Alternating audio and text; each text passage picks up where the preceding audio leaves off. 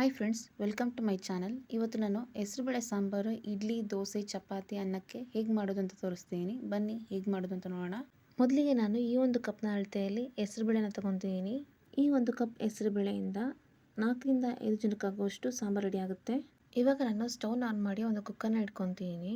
ನಂತರ 1 cup ಹೆಸರುಬೇಳೆನ ಹಾಕೊತಿದ್ದೀನಿ. ಹೆಸರುಬೇಳೆನ 1 minute fry ಮಾಡಿಕೊಂಡ್ರೆ ಸಾಕು. ಹೆಸರುಬೇಳೆ ಸ್ವಲ್ಪ ಬೆಚ್ಚಗಾದರೆ ಸಾಕು, ಜಾಸ್ತಿ ಫ್ರೈ ಮಾಡೋ ಅವಶ್ಯಕತೆ ಇಲ್ಲ. ಇವಾಗ ಹೆಸರುಬೇಳೆ ಫ್ರೈ ಆಗಿದೆ. ನಾನಿವಾಗ 4 ಕಪ್ ನೀರನ್ನ ಹಾಕ್ಕೊತಿದ್ದೀನಿ. ಹೆಸರುಬೇಳೆ ತೊಗೊಂಡಿದ್ದಲ್ಲ, ಅದೇ ಕಪ್ನಲ್ಲಿ ನಾನು 4 ಕಪ್ ನೀರನ್ನ ಹಾಕ್ಕೊಂಡಿದ್ದೀನಿ. ಇವಾಗ ನಾನು ಕುಕ್ಕರ್ ಮುಚ್ಚಳ ಮುಚ್ಚಿ 1 ವಿಷಲ್ ಕೂಗಿಸ್ಕೊತೀನಿ. ಗ್ಯಾಸ್ನ ಹೈ ಫ್ಲೇಮಲ್ಲಿ ಇಟ್ಟು 1 ವಿಷಲ್ ಕೂಗಿಸ್ಕೊಂಡ್ರೆ ಸಾಕು, ಹೆಸರುಬೇಳೆ ಚೆನ್ನಾಗಿ ಬಂದಿರುತ್ತೆ. ಇವಾಗ ಕುಕ್ಕರ್ 1 ವಿಷಲ್ ಕೂಗಿ ಆಗಿದೆ. ಇವಾಗ ನೀವು ನೋಡ್ಬೋದು ಯಾವ ರೀತಿಯಾಗಿ ಹೆಸರುಬೇಳೆ ಚೆನ್ನಾಗಿ ಬಂದಿದೆ ಅಂತ. ಇವಾಗ ನಾನು ಹೆಸರುಬೇಳೆ ಸಾಂಬಾರಿಗೆ ಒಗ್ಗರಣೆನ ರೆಡಿ ಮಾಡ್ಕೊತೀನಿ. ಒಗ್ಗರಣೆಗೆ ನಾನು ಎಣ್ಣೆ, ಸಾಸಿವೆ, ಜೀರಿಗೆ, ಅರಿಶಿನ, ಹಸಿಮೆಣಸಿನಕಾಯಿ ಹಾಗೂ ಈರುಳ್ಳಿ, ಟೊಮೆಟೊ ಮತ್ತು ಕರಿಬೇವನ್ನ ತೊಗೊಂಡಿದ್ದೀನಿ. ನಾನು ಇವಾಗ ಗ್ಯಾಸ್ ಸ್ಟವ್ ಆನ್ ಮಾಡಿ ಒಂದು ಬಾಣಲಿನ ಇಡ್ತಿದ್ದೀನಿ. ಇವಾಗ ನಾನು 3 ಟೇಬಲ್ ಸ್ಪೂನ್ ಸೂರ್ಯಕಾಂತಿ ಎಣ್ಣೆನ ಹಾಕ್ಕೊತಿದ್ದೀನಿ. ಇವಾಗ ಎಣ್ಣೆ ಕಾದಿದೆ. ಕಾದಿರುವಂಥ ಎಣ್ಣೆಗೆ ನಾನು 1 ಟೇಬಲ್ ಸ್ಪೂನ್ ಸಾಸಿವೆನ ಹಾಕ್ಕೊತಿದ್ದೀನಿ. ಸಾಸಿವೆ ಕಳ್ಳು ಸಿಡಿದಿದೆ. ಇವಾಗ ನಾನು 1 ಟೇಬಲ್ ಸ್ಪೂನ್ ಜೀರಿಗೆನ ಹಾಕ್ಕೊತಿದ್ದೀನಿ. ಇವಾಗ ನಾನು ಹೆಚ್ಚಿಟ್ಕೊಂಡಿರೋಂತಹ 2 ಈರುಳ್ಳಿನ ಹಾಕ್ಕೊತಿದ್ದೀನಿ. ಸ್ವಲ್ಪ ಕರಿಬೇವು ಹಾಗೂ 5 ಹಸಿಮೆಣಸಿನಕಾಯಿನ ಹಾಕ್ಕೊತಿದ್ದೀನಿ. ಈರುಳ್ಳಿ ಸಾಫ್ಟ್ ಆಗೋವರೆಗೂ ಚೆನ್ನಾಗಿ ಫ್ರೈ ಮಾಡ್ಕೋಬೇಕು.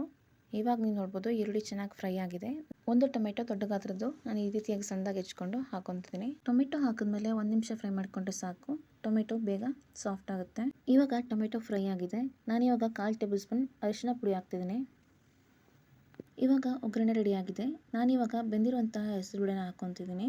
ಹೆಸರುಬೇಳೆನ ಹಾಕಿದ್ಮೇಲೆ ಒಗ್ಗರಣೆಗೆ ಚೆನ್ನಾಗಿ ಮಿಕ್ಸ್ ಮಾಡ್ಕೋಬೇಕು.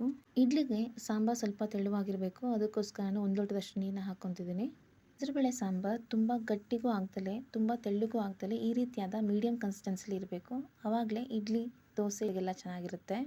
ಇವಾಗ ನಾನು 1 ಟೇಬಲ್ ಸ್ಪೂನ್ ಖಾರದ ಪುಡಿನ ಹಾಕ್ತಿದ್ದೀನಿ. ನೀವು ಬೇಕಿದ್ದರೆ ಖಾರ ಕಡಿಮೆ ಕೂಡ ಹಾಕೋಬೋದು. ಹಾಗೂ 1 ಟೇಬಲ್ ಸ್ಪೂನ್ ಸಾಂಬಾರು ಪೌಡ್ರನ್ನ ಹಾಕ್ತಿದ್ದೀನಿ. ಖಾರದ ಪುಡಿ ಮತ್ತು ಸಾಂಬಾರು ಪುಡಿ ಹಾಕಿದ್ಮೇಲೆ ಸಾಂಬಾರಿಗೆ ಚೆನ್ನಾಗಿ ಮಿಕ್ಸ್ ಮಾಡ್ಕೋಬೇಕು. ನಂತರ ಗ್ಯಾಸ್ನ ಮೀಡಿಯಂ ಫ್ಲೇಮಲ್ಲಿ ಇಟ್ಟು ನಾನು 1 ಕುದಿ ಬರಲಿಕ್ಕೆ ಬಿಡ್ತಿದ್ದೀನಿ. ಇವಾಗ ನಾನು 1 ಟೇಬಲ್ ಸ್ಪೂನ್ ಹರಳುಪ್ಪನ್ನು ಹಾಕ್ತಿದ್ದೀನಿ. ಹರಳುಪ್ಪನ್ನು ಹಾಕಿದ್ಮೇಲೆ ಸಾಂಬಾರಿಗೆ ಚೆನ್ನಾಗಿ ಮಿಕ್ಸ್ ಮಾಡಿಕೊಂಡು ನಾನೀಗ ಗ್ಯಾಸ್ನ ಲೋ ಫ್ಲೇಮಲ್ಲಿ ಇಟ್ಟು 5 ನಿಮಿಷ ಕುದಲಿಕ್ಕೆ ಬಿಡ್ತಿದ್ದೀನಿ.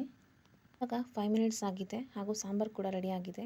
ನಾನು ಇವಾಗ ಕೊನೆಯದಾಗಿ ಹೆಚ್ಚಿಟ್ಕೊಂಡಿರೋಂತಹ ಸಾಂಬಾರು ಸೊಪ್ಪನ್ನ ಹಾಕ್ಕೊತಿದ್ದೀನಿ. ಇವಾಗ ನೀವು ನೋಡ್ಬೋದು ತುಂಬ ಸ್ಪೈಸಿ ಆ್ಯಂಡ್ ಟೇಸ್ಟಿಯಾದ ಹೆಸರುಬೇಳೆ ಸಾಂಬಾರು ರೆಡಿಯಾಗಿದೆ.